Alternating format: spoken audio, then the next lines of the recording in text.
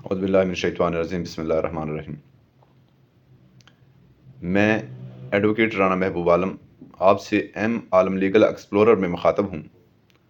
اور آج کا ہمارا موضوع سپریم کورٹ آف پاکستان کی ایک لیٹسٹ ججمنٹ ہے۔ اس ججمنٹ میں ایک شخص نے suit for possession with mesne profits کی سوٹ فائل کی، جو کہ ڈسمس ہو گئی،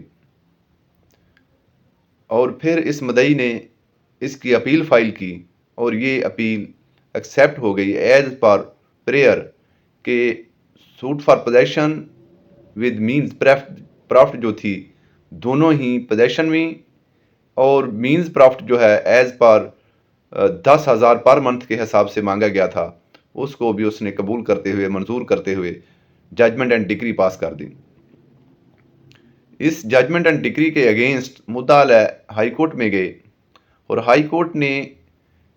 پوزیشن کی حد تک تو اس سوٹ کو، اس ججمنٹ اینڈ ڈگری کو مینٹین رکھا،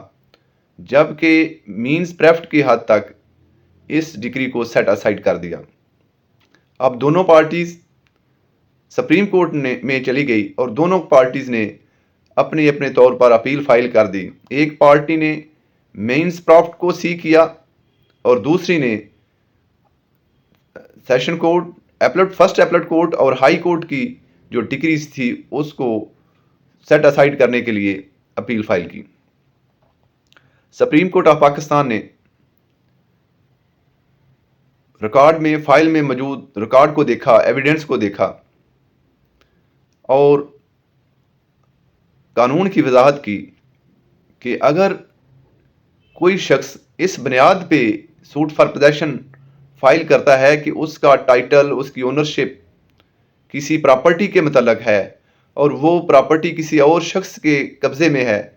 تو وہ سوٹ فار پوزیشن فائل کرے گا،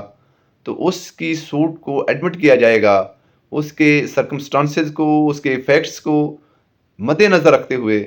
اس کو یہ ججمنٹ اینڈ ڈگری جو ہے وہ پاس کی جائے گی۔ لیکن اگر کوئی شخص سوٹ فار پوزیشن فائل کرتا ہے لیکن اس کی اونرشپ کلیئر نہیں ہے،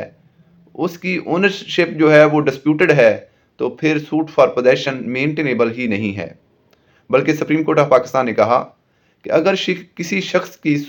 انٹائٹلمنٹ شپ جو ہے، اونرشپ کلیئر نہیں اور قبضہ بھی اس کے پاس نہیں، تو پھر اس کو چاہیے کہ وہ ڈکلیریشن فائل کرے اور ساتھ ہی پوزیشن کو سیک کرے۔ ڈکلیریشن اور پوزیشن کی جب وہ سوٹ فائل کرے گا تو اس میں اس کی